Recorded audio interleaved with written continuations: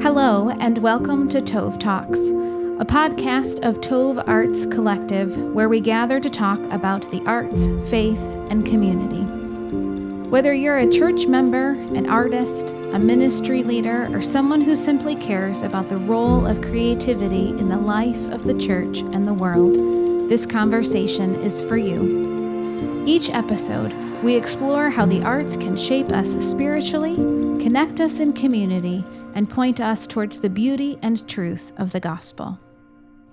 Hello, welcome back. I'm Jenny Curtin, and I'm here with Sarah Hunt and Jen Hirschberger. Today, we're going to talk about the mission of Tov Arts Collective, why we exist, and what we're working to build here.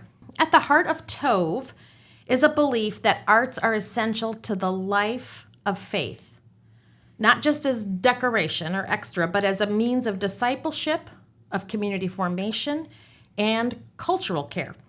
Our mission is to edify the church and care for all culture through the sacred arts. We do this by creating spaces that invite beauty, truth, and goodness to shape us, and by supporting artists who want to engage their craft faithfully.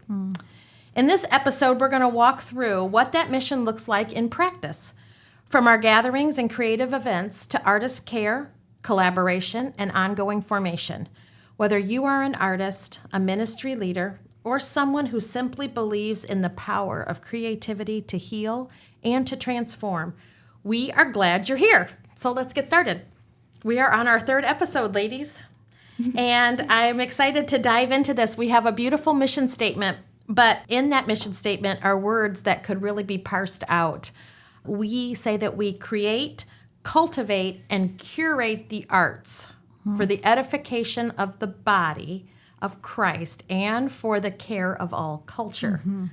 That's a mouthful, and there's so many layers and such depth to each of those words. So let's start with, how does Tov Arts Collective create? What are some ways that we are offering opportunities for this community to create as individuals and together? What are some of your favorites, Jen? Well, I just want to jump into and mention one of my favorite books that kind of drove me to the arts, which is Culture Making by Andy Crouch. And in that book, he shares that in order for Christians to change or shape culture, we have to create culture. And so I think it is a necessary part of being a part of the church, but as well as just existing in a world. So creating, whether we are putting on performances like Child of the Promise, but we're also making space for artists to create things for the world, like not just for Tov Arts Collective necessarily, but things that they are creating on their own and giving them space to share the things that they create. So one of our first events was the artist showcase, which we held at the Brighton Coffee House. And we had two musicians and a poet come in and share their original art. And so it wasn't necessarily it wasn't a worship set or anything with worship music. It was original songs and writings created by them about topics of all different kinds.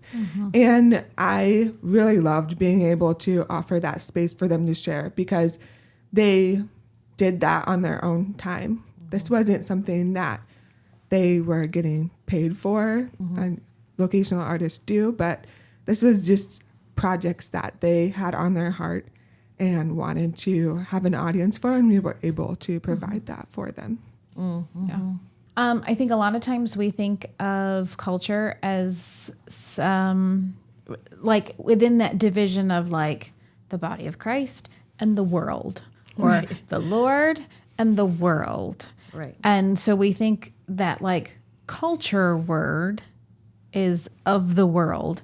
And so that becomes this, it almost becomes a bad word, right? Culture. Right. And yet, when you really realize kind of all that's entailed, we are creating and making culture all the time and participating in the culture all the time, right? And so it's kind of that intentionality that art literacy brings is that you start to pay attention. And if I'm already doing it, how do I do it intentionally, beautifully? And so for us in Tov Arts Collective, I think taking the arts and investing in making things that are beautiful and can point to the truth, because we're already doing it. Right. And when you say like investing, I think that really goes to the next word in our mission statement, which is cultivating. Mm-hmm. And it's one thing for us to see great art and, oh, that's great over there, or that's great over there. But how do we, with intentionality as an organization, cultivate all of the individuals that we've already talked about in other podcasts are out there and feel like, is there anyone else who, like, am I off here by myself with this desire to make beauty? And if I do, who's it for? Is anybody going to want to see it? You know, how do we as an organization cultivate that desire in people and give them a space to say, oh, you too? The C.S. Lewis quote, the heart of friendship is you too? You love this too? Right. So I know as an organization, that is one of our big desires, is to make a space where people find one another. Mm-hmm. They find their you too people. So what are some ways that we are looking to make those opportunities happen? I think one of the ways is through this podcast. We want to help people understand why the arts matter, and I want to say educate, but we are also being educated kind of as we go about this as to why we should be able to create those relationships with one another and also have an awareness of the artists in our community and just cultivate kind of our own, we're overusing the word culture, but creating a culture that understands the importance of these things. Mm-hmm. And I think a lot of that comes through sharing, and it comes through building those relationships, and it comes through making people aware. And so one of the ways that we do that is we have artist memberships, and those artists are displayed on our website. And so anyone can go on our website and look at and see the artist and view their work. They can contact them. They can find out more about them. They can find out more about why they make the work that they do. And it is creating that kind of culture where we say, hey, this is something that we value. Mm-hmm. One of the things that comes to mind in the cultivating sense is our Advent series that we did this year. And I agree with you, Jen. I think education is a big part of cultivating. Or if you think of like planting seeds in a garden, like cultivating the soil, right? Yeah. There's a preparedness that you have to do. And so it's not like we know all of this stuff. Let me tell you, it's not that kind of education. It really we definitely don't. It is really this like preparing the soil. And I think people have really, like the community has really good intentions. And we don't know what we don't know until we realize that we don't know it. Right? And so like our Advent series where we're like, here's a devotional and a playlist. Like it was my desire in the week that I had is to find music to give out. And I think both of you did the same thing, right? That would be new, right? These artists thinking about these things would be new to you.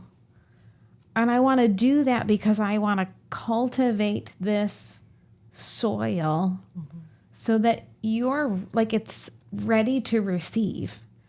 And we have to do that work. And so I think Tov Arts Collective, like our desire and our mission is to really have a community that is ready and willing to receive, and then so aware of a world and a space that ignores beauty, truth, and goodness, right? Yeah. And then it's like, no, no, I want that constantly. I need that to fill me. So when I think of the word cultivating, I think preparing and getting ready and awakening that longing that I think we all have, whether we are believers in Christ or not.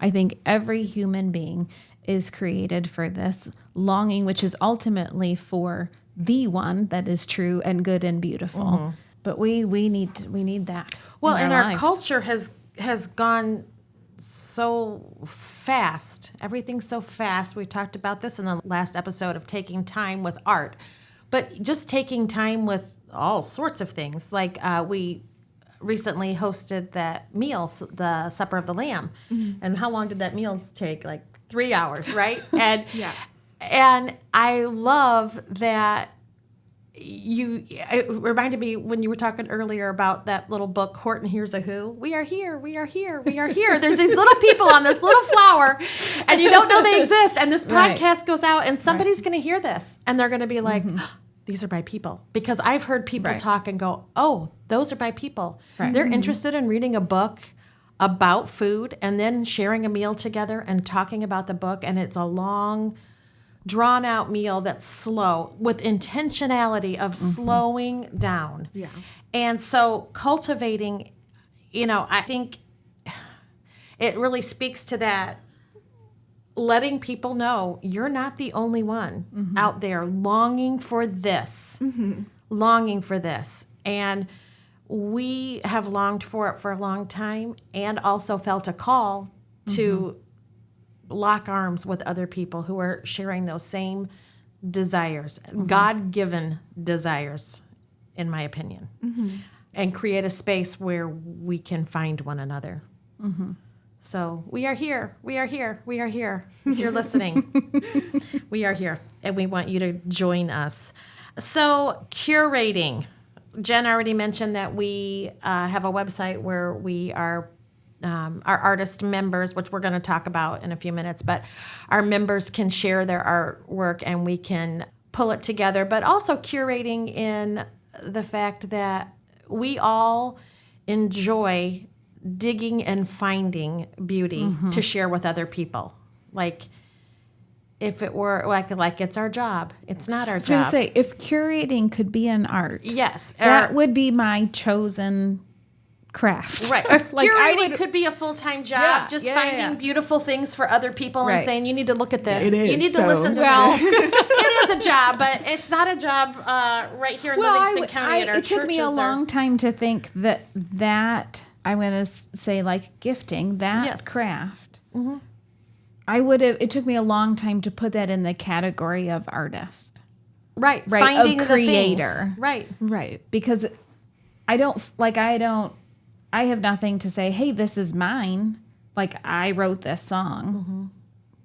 I just want to give you all of the other stuff, all of everybody else's stuff that I find. Songs. Yeah. Let's say you're making a concert and you're pulling together songs that will speak one to the next and deepen your... Yes. And being able to put that puzzle together is creating something. It's using a material that already exists, but every artist is using something that already exists because we all work with things given to us by God or someone else. Right. So putting that all together is kind of what drives all of our motors. We love to find beautiful things and we want to share beautiful things with other people. We would joke early on about certain concerts and say if it wasn't weird or illegal, we would drag you and make you come to this because you're going to love it so much. And you don't know you're going to love it, but I promise you are. And every time we do anything, we're like, you should have come. You should have come. And then people say, oh, if I would have known, I would have told my sister. She would have loved this. And we're like, start trusting us. We are not going to bring you anything that you're not going to love when it's over. We promise. Yeah. So we are curating. I also wanted to talk about, we've talked about why art matters in the church, and art matters in the whole world. And Sarah did some deep diving. Or not even that well, deep. I just Googled it. I just did a quick Google. It wasn't and found out, like, the whole world cares about the arts. And there are many, many organizations. And how many were in our state? almost every county in our state of Michigan has an arts council of sorts, and then other or arts nonprofits, probably over 200 in the state of Michigan. So clearly, the world says that arts matter To healthy communities. to healthy communities, to have flourishing life. The arts matter. Of those over 200 organizations, a handful of them are faith-based organizations. And since we have the Creator living in us, it seems like maybe we should participate. Well, what would it mean for these flourishing societies if Christians were investing in that space? Right? If we know that flourishing societies, the arts bring people together, they give things for like it's good for the economy. It's good for, we don't have major crime issues in Livingston County, but like you can read statistics about how thriving arts cultures are good for inner cities. Lowering crime rates. Lowering crime rates. So Giving besides things for people to do. The Christians participating in that, what would you say about churches valuing that? Like, as leaders of churches, how would you speak to that? Like, do you think that church leaders have conversations about how should our church invest in the arts community here? Have you heard of this happening? And at what level? You guys are both laughing. Okay, this is going to get good. I want to hear, like, where are we at with that? And how can we, as lay people and for Sarah's ministry, professional ministry, how do we speak to church leadership and share what you just said? This matters to this church, not just to me because I'm an artist. How does this matter to the church? To me, it feels like a mission field. It's a whole area of our communities that we have relegated to secular space. And I think, let the artists be out there doing whatever it is they do, kind of thing. Like, that's not where I think we have to go back to really convince ourselves in the church that the arts matter. If we can check that box, if we can agree and say the arts matter, God is creative, flourishing people create, flourishing societies have thriving arts cultures. If we can get to that point, then to me, this is a open door to missions, to inviting people into the truth and the goodness and the beauty of the gospel. And this arena of the arts feels untapped. Yes. Yeah. So what would it look like, Jen, if every church in the county caught that vision and said, you know what, we need to really support the artists in the church and outside the church? What do you think that impact would be? How would that play out? I think that for as hopeful as the arts are on their own, I think it would be even more hopeful in our communities. Can we clarify really quick? Yeah. That when we say Christians in art culture, we don't mean pictures of Jesus and Correct. rainbows and the ark and those things are fine and have their place. But I think you can kind of speak better to that, Jen. Yeah. I think something that is included in any art that is created by a Christian, not just what some would call Christian art, which could probably, you might think of, again, portraits of Jesus, that sort of thing. Any art created by a Christian has hope within it because that is just what we know to be true. We have the hope of Jesus Christ. And so any art in community, if Christians were to invest in that, if churches were to invest in that, just imagine how much hope that could bring to people. The Great Commission, go make disciples. We've already covered in the last episode, which just can blow everybody's minds, including mine, that teaching people art literacy is part of discipleship. So now we say, as individuals and as churches, if we're going to go make disciples, we could say, go level up art literacy in your area. Like, that is a thought that it would have not crossed my mind 15 years ago. Right. Oh, me neither. Right? But that I believe is true today. Standing here today, I do believe that is true. Imagine if I understood art well, how to attend to it. I had experienced a large variety of art in my life and viewed all of those things through the lens of Christ as a faithful believer. How much better could I read scripture? Oh, yeah. Right? Right. I mean, like, how much better would my prayer life be?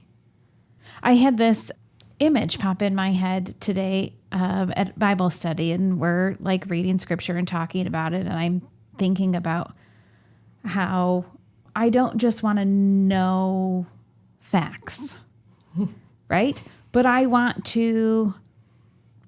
just had this image of like being blind and grasping at Jesus's face, right? Like a blind person would feel your face to kind of understand what you look like, and feeling the contours of his nose and his eyebrows and ears, right? And I want to understand the curve of his jawline.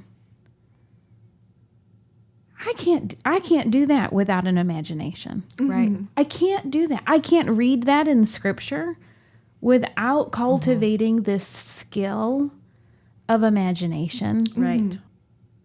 And then we have this beautiful thing, art, that can be used as a training ground Right. to sanctify that work in our hearts. I love that Annie Moses band that we brought in years ago. That's an entire family that has a long family history of cultivating the arts in their children and grandchildren. And they have a children's program now called Benjamin Cello. It's kind of like Mr. Rogers meets Juilliard School of Music. It's really fun. And they always go to this fantasy land and they say, welcome to the world of the baptized imagination. And I love that term. Like, our imagination, I think some people are shy away from using their imagination, like it's dangerous or scary, or it could take you into, heresy. Well, don't forget your emotions are bad. Right. Emotions, Right. imagination, we got to get rid of it all. Okay, that was sarcasm. Right. That's all sarcasm. We do not believe that. So the baptized imagination is a beautiful concept just to think on and to try to cultivate in ourselves and in our families. Okay. So we have made a pretty exciting case for why, and we've said what we're hoping to do, and we've cast some vision. We've told things that we've done in the past.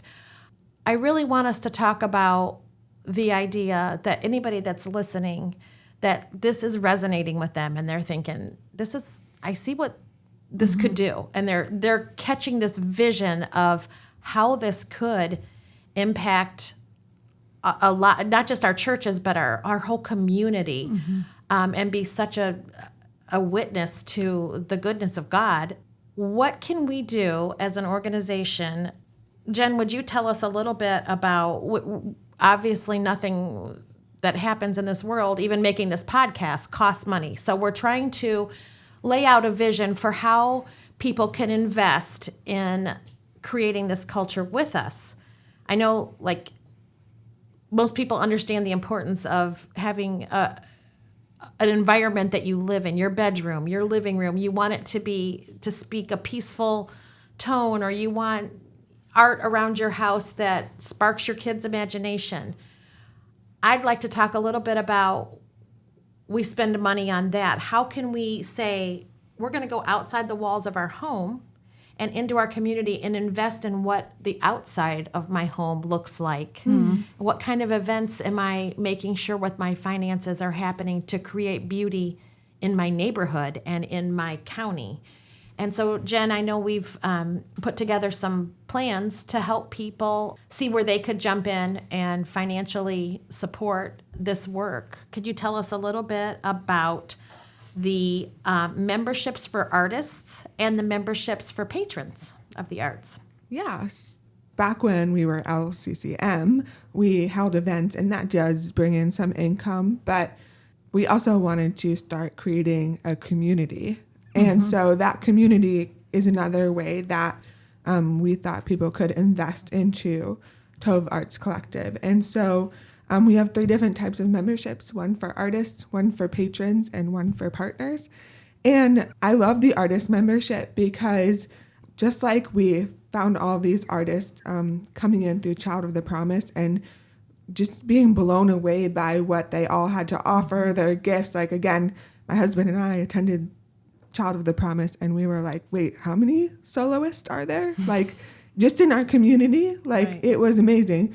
And so creating a space and a membership for artists to be able to come together, to be a part of a community, but to also share their gifts and allow us to highlight them. So we do, like I mentioned earlier, we have a website page with all of our artist members, and these artist members aren't just vocational artists. Some of them do it professionally for their job and for their income, but some artists do it on the side. It's their hobby. It's a thing that God has kind of put on their heart to just keep making and keep sharing. And so we offer a space for them to share those things.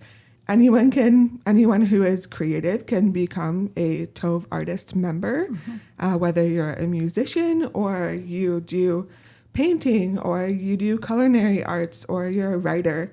We definitely want to have a wide range of people. And by having them, on our website and having them a part of this community, we're able to share that with the church. The church might not always be aware of who the artists are in their midst. So that's one way that we do that. Yeah. And what about the memberships for people who say, I don't make a thing? I am not creative. I don't have a creative bone in my body. First of all, we would tell them they probably do. They do. And They do. Because they're made in the image of God, Right. and He's given them something. But if they think that, but they think, oh, but I'm so glad that these concerts are coming right here in my backyard. I'm so glad that I got to go to that book club. How can I help Tov ensure that they can do even more, have more offerings? What can those people do to participate and invest here? So anyone who enjoys the arts can become a Tov patron. And so historically, patrons are how the arts have thrived in the churches for a long, long time. And we want to continue that tradition. And so by becoming a Tov patron, you are investing not just in the artists in your community, but also the education that we kind of offer through our events and through our resources for churches. And so you're investing in like your ministry leaders in your community. You're investing in just anyone who is trying to learn more about art and faith. And so, yeah. Did you just say that historically God's people are the ones who have funded the most beautiful works of art that exist on the planet?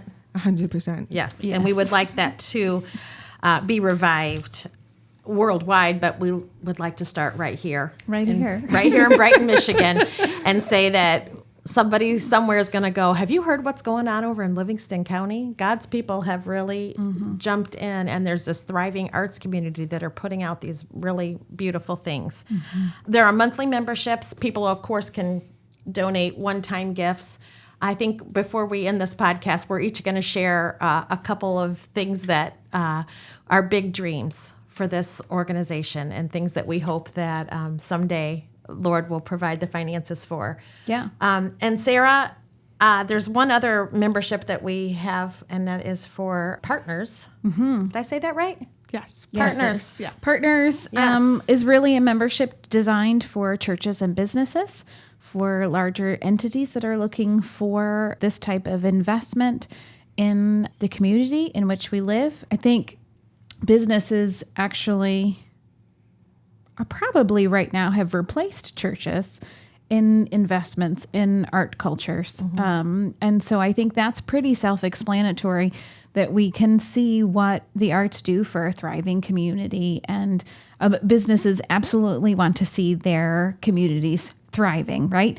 But if you are a business owner and a business owner of faith, I think this becomes an extra special investment for you, that you are helping to secure a community that is fostering amongst both the church and the outside community, that is just edifying with beauty, truth, and goodness. Anyone who's willing to take notice. And so that has a doubly good impact, I think. And as I mentioned earlier, for the churches, in my opinion, I think this is a missions call. I think we can be using this tool right here in our neighborhoods to feed starving souls. And we're really good at saying, let's go feed people. And we need to supply people's needs, right? We need to provide rooms and furniture and food and clothes and backpacks. All of that stuff is super important. But I think our hearts is to ask the churches to partner with us to feed people's souls. And I think we can do that through the arts. Which I think is just a level deeper. Like, we can meet people's physical needs, and should, and then another level deeper, their soul needs. Like, that is just, that's beautiful. And I think beauty really has the ability to awaken us to a thing that we didn't know we didn't have. Right? Yeah. We don't know, the unbeliever doesn't know what they don't have. And we hope to offer encounters with that, right? To encounter what is missing. Yeah. What I love most about all three of our memberships is that they really do pour into one another. Like, it's a very symbiotic relationship when you start to see the patron pouring into the artist, but then the artist is also providing for the patron. And then ministry leaders really do gain a space that, once again, like kind of like we've talked about, isn't necessarily offered to them for Sunday morning. Like, that opens up a lot of options for them and for the people that are volunteering at their church, just opportunities for them. And so they really do work together. And by becoming a member in any of those capacities, you are building those relationships. Yeah. Okay, we're going to close out with big dreams. We each get to say one thing that's like, can you even imagine if someday we could fill in the blank? Okay, so who wants to go first? Do you already know your big dream, Jen? I know mine. What's your big dream? I would love to have a studio space available for artists of all kinds to come and create, and to be amongst other artists, and to just learn with one another and to create with one another. And that's my dream. I feel like this is kind of like asking what's your favorite song. Oh, yeah. Right. There's so many dreams. I'm like, right. I don't know how to pick. We had a dream. That's all I can think of from Tangled. But I think I know yours. So I will say, I won't take yours. Don't take mine. I would love to have a space where we are commissioning work. Where we are saying to the artists, here's something I'd like to see represented. Here's some facet of our faith. And to be a space where we're calling the artist to create. I think, like the Medici family did in Florence. Oh, wow. Where they funded pretty all high bar, artists. You went all the way I know, up. but think about it. They valued it and they funded it so that the artist had time to actually make the art. And we are still talking about the art today. I went to it's amazing. A conference this summer, and you can get grants in churches for these sorts of things. And this one pastor told the story of during COVID, they commissioned a potter to create a communion set, a chalice and a plate that was the same for every family in their congregation. And so while they weren't having communion together in service, they all had the same physical pieces to have communion together in the home. So to have that union of communion. Yes. And so that's a very like church specific example, but Right. I think having that space to be able to call and enable the artist to work would be amazing. All right, Okay. Jenny, what's yours? Mine is a brick and mortar. Specifically, I would like it to be a home with some land and space for us to gather people regularly for all the things, for the book clubs, for the little house concerts, for the small retreats. meals, for retreats, Yes. for ministry to of all sorts, to hang beautiful art that our members have made to in a have beautiful shows. space. In a beautiful space. Yeah.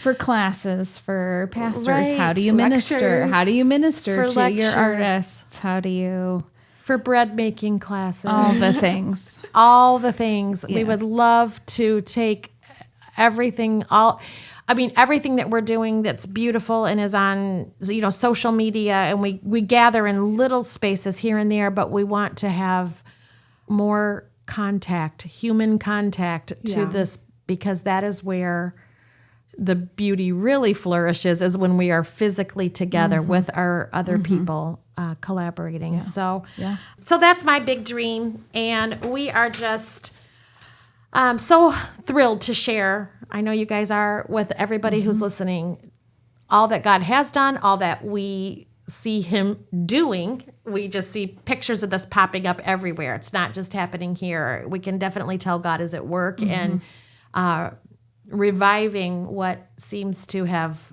taken a downturn, a dip in the valuing of the arts in the church. But we definitely have seen it, a lot of conversations happening all over the world about this and the value. So we're thankful that people are listening, and we are hoping to meet in person with you all soon. And we just pray that great fruit comes from this time we've had together.